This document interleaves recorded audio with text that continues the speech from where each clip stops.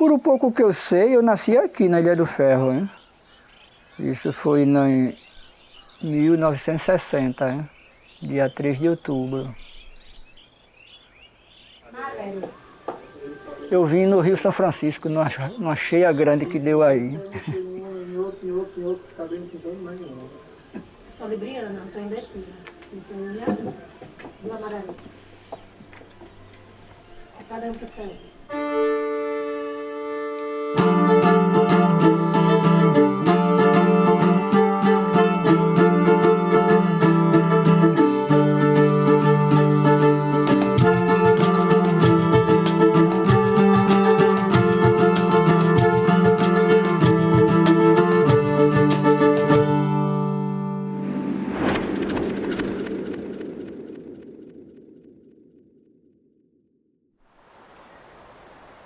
O artesanato daqui, eu acredito que ele nasceu do Rio São Francisco, né? Do mestre das canoas.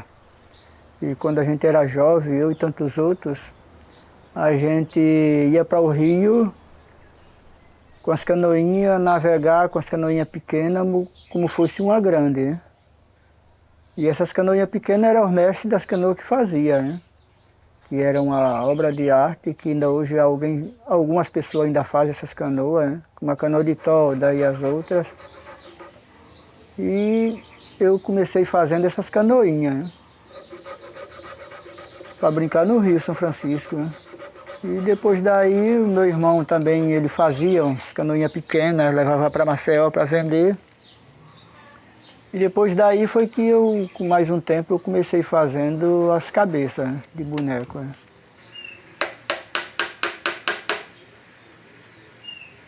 Para muitas pessoas, aquelas cabeças eram esvoto, né? Que faziam promessa para as pessoas que adoeciam, né? Levavam para Juazeiro, do Padre Cícero lá e lá deixavam. Nas igrejas também eles deixavam, né?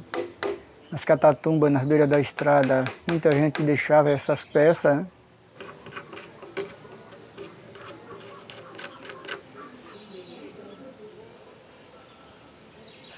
Um esvoto é uma peça que você adoece de um braço, né? Aí a pessoa manda fazer aquele braço para pagar uma promessa para aquela pessoa ficar bom daquela doença, né? E aquele braço ou uma cabeça que a pessoa encomenda, aí eles levam, pagam a promessa numa igreja ou num cemitério ou na catatumba e lá deixa, né? E provavelmente as pessoas se curam. Quando está curado mesmo é que eles fazem essa promessa, né?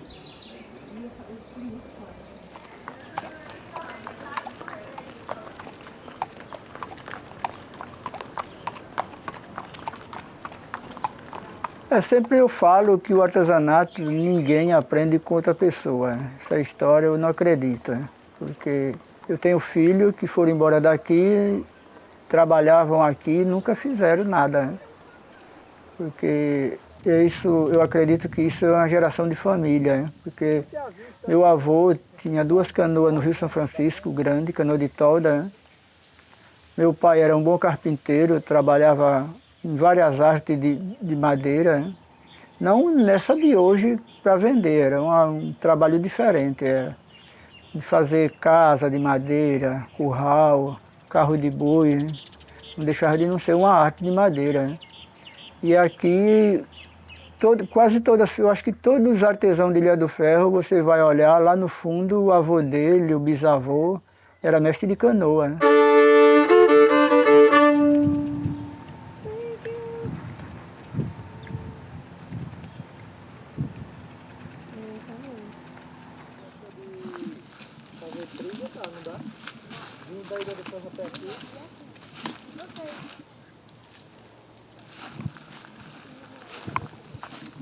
Eu fui muitas vezes para o mato com o mestre Fernando, hein?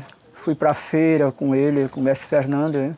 A gente tinha a Feira da Arte em Nó, eu fui muitas vezes junto com ele, com o mestre Fernando, né? E desde o menino que eu conheço ele, né? Ele, na época, ele gostava muito de caçar no mato, né? E por conta dessas caças do mato, é que ele tinha uma visão boa nas madeiras, né? Quando ele via um pau assim, dizia, olha, aquele pau vai dar um bicho.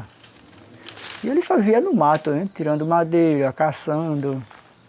E por conta disso ele se tornou um grande artesão, né? E nem hoje eu vejo também muitas coisas, muita madeira. Quando eu compro madeira assim, que eu olho, às vezes nem falo para ninguém, fico para mim mesmo. Digo, aquela ali já vai dar para fazer a cara de um bicho, já está quase pronto, né? Só é dar um retoque que já fica no ponto, né? É esse o segredo do artesanato, é você saber cortar ela, né? Cortar a árvore. E depois dos troncos cortados, você finalizar, fazer os cortes que você vai querer fazer a cabeça de um boneco, de um animal. Você tem que saber cortar para não botar a perder aquela madeira, né?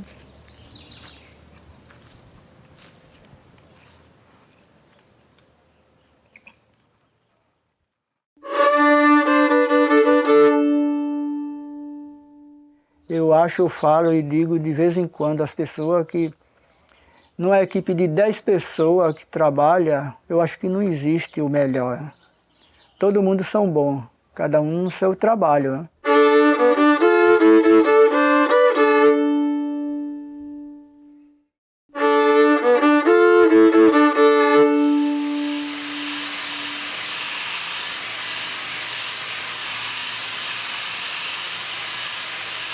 Eu sou Fabrício, filho do Aberaldo, mestre Aberaldo. Eu falo sempre que eu comecei quando nasci, porque nasci no meio da arte, nasci no meio o artista fazendo as peças dele. No início a gente não tinha essa venda, não tinha essa divulgação, mas a produção era praticamente a mesma, porque quando a pessoa faz por amor, não importa se está vendendo ou não está. Então eu sempre fazia ali, ele sempre, quando eu já tinha uma certa idade, que já podia pegar numa faca, já me dava uma faca para eu esculpir um banquinho, fazer um passarinho, começar a fazer um boneco. Tem peças minhas que eu fiz, que ele me incentivando a fazer, acho que eu tinha a base de uns 9 para 10 anos já. Então, desde esse tempo vim junto com ele, ajudando a produzir, ajudando nas vendas, ajudando na lixa, pintura, acabamento.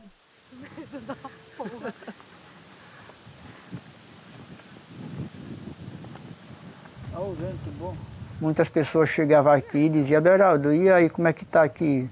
Esse pessoal mais velho, quando morrer, um dia vai morrer, e como é que vai ficar os jovens? Eu digo, rapaz, está complicado, porque aqui, depois que apareceu esse negócio de internet, celular, ninguém quer fazer outra coisa. Mas por conta do dinheiro que começou a entrar muito mais aqui do que o que era antes, algumas pessoas se interessou e está trabalhando, né? E isso daí cresceu muito, né? O foco de gente trabalhando, né? Eu acredito que eles não vão desistir assim tão fácil, né? Porque, a não ser que acabe tudo, que eu acho difícil de acabar, né? Mas essa parte também influi muito, você ter peças e vender, né? Porque você fazer 20, 40 peças e não vender a ninguém, daqui a pouco você vai dizer, não vou nem trabalhar mais, não vou nem fazer mais nada porque não tenho a quem vender, né? Concorre ao tempo que fica isolado, né? E assim, que era o que ela queria, só que aí saiu outra pessoa nomeada no meu lugar. Teve uns banquinhos que eu lembro que eu fiz, meu pai, assim, totalmente eu fiz sozinho praticamente. Meu pai chegou, me deu as peças, me deu a madeira, me deu a faca, o material, né? E eu fiz. Aí fiz os banquinhos, ficou meio torto. Aí quando foi na outra semana, meu pai conseguiu vender. Aí me deu o dinheiro e disse, ó, aqui foi as suas primeiras peças a ser vendido, comece a produzir que tá vendendo.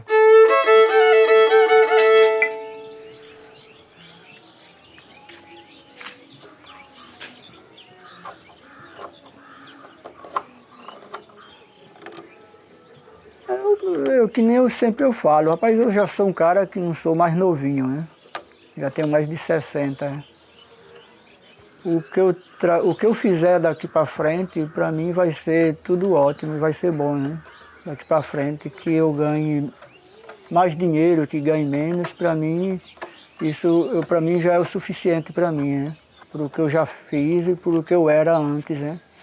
Que eu saí da roça trabalhando, mas meu pai dia e noite trabalhando na roça, plantando feijão, plantando milho. E de repente, assim, de um trabalho, que eu saí de um trabalho para outro e hoje já andei o Brasil, quase o Brasil inteiro, né? E tenho fé ainda que vou sair um dia do Brasil também, né? Dar um fora em outro país, né? Quem sabe, né?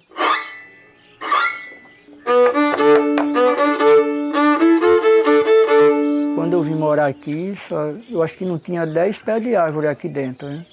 E já tinha antes, né? O resto foi tudo eu que plantei, né? E tem um pequeno terreno ali em cima do morro que estou com um monte de mudas aí para... Já comprei uma caixa d'água, vai ter dificuldade de água, vai, que a água não chega até lá, água encanada, né? Vamos ver se consegue essa água pelos carro-pipa, né? Para fazer lá uma plantação de árvore, de cedro, de mulungu, imburana. Eu já estou com um monte de pé aí, já pronto para botar no chão, né? Cedro que a gente teve que podar ele por conta das placas solares que a gente botou aqui, esse grande aqui, ó. Ele já está brotando todinho lá em cima, né? E aqui é um caminho que a gente... Eu sempre falava para meu filho, rapaz, eu quero plantar umas coisas aqui para isso daqui virar um túnel assim por cima e ficar por baixo. E não é que virou mesmo, fechou por cima aqui, ficou só a parte de baixo para se passar. Tem outra barriguda aqui, tem os cactos, tudo que eu plantei aqui. Ó. Aqui outro pé de ipê, ó. Aqui é um pé de araçá, que pouco você encontra no mato. Dificilmente você encontra essa planta. É da família da goiaba, da pitanga. Ele bota uma frutinha bem pequena assim, bem amarelinha. Tá cheia a pitangueira. É. Não sei se eu plantando uma árvore hoje eu vou poder colher ela, porque a minha idade já está avançada. Mas o meu filho e um neto meu que vai trabalhar mais logo vai ter essa madeira para trabalhar, né?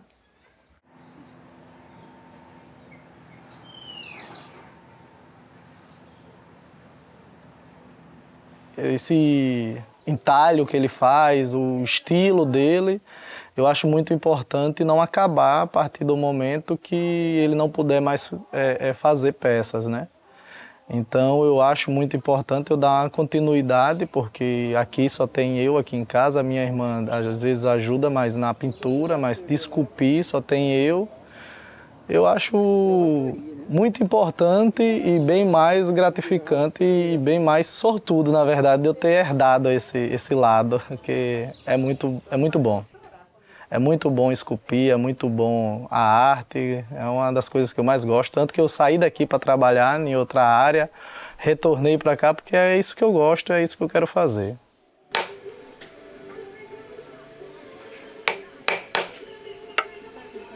E, portanto, eu sou uma pessoa que sou realizado e sou muito feliz no meu trabalho que faço.